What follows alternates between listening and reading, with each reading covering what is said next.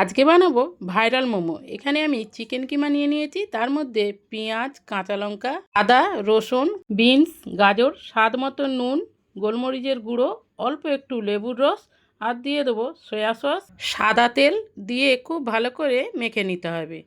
একটু সময় দিয়ে মাখতে হবে, তাহলে সব কিছু মিশ্রণ খুব ভালো করে মাখা হয়ে যাবে। সব কিছু মিশ্রণ যখন মাখা হয়ে যাবে, এইবারে একটুখানি বলের আকারে তৈরি করে নিতে হবে। যেভাবে আমি শেপটা দিয়েছি এইভাবেই শেপটা দিয়ে দেবেন। এখানে আমি নিয়ে নিয়েছি চালের গুঁড়ি। প্রথমে আমি চালের গুঁড়িতে খুব ভালো করে কোট করে নিলাম। একটা বাটিতে জল নিয়ে নিয়েছিলাম, বাটির মধ্যে জলটা দিয়ে দিলাম, তারপরে তুলে নিয়ে আবারও কোট করে নিলাম চালের গুঁড়ির মধ্যে। এদিকে চাটনির জন্যে হাঁড়ির মধ্যে দিয়ে দিলাম শুকনো লঙ্কা, রসুন আর দুটো টমেটো। এদিকে মোমোও সেদ্ধ হবে, ওদিকে টমেটোও সেদ্ধ হবে, একসাথে দুটো কাজ হবে। সব কটা মোমো আমি সাজিয়ে দিয়েছি, ওপর থেকে একটা ঢাকনা দিয়ে দিলাম। মোমোগুলো খুব ভালো করে সেদ্ধ হয়ে গেছে, একটা চামচের সাহায্যে তুলে নেব। সব কটা মোমো আমি এইভাবেই তুলে নেব। এবারে চাটনিটা বানিয়ে নেব।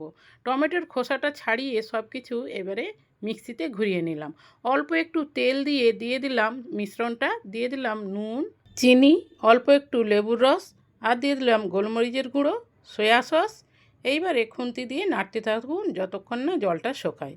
জলটা শুকিয়ে গেছে, নামিয়ে নিয়েছি। দেখুন মোমোগুলো কত সুন্দর হয়েছে, দেখুন বন্ধুরা, খেতে কিন্তু খুব সুন্দর হয়েছিল। সত্যি এটাকে ভাইরাল মোমোই বলে। একটা মোমো আমি আপনাদের ভেঙে দেখাচ্ছি।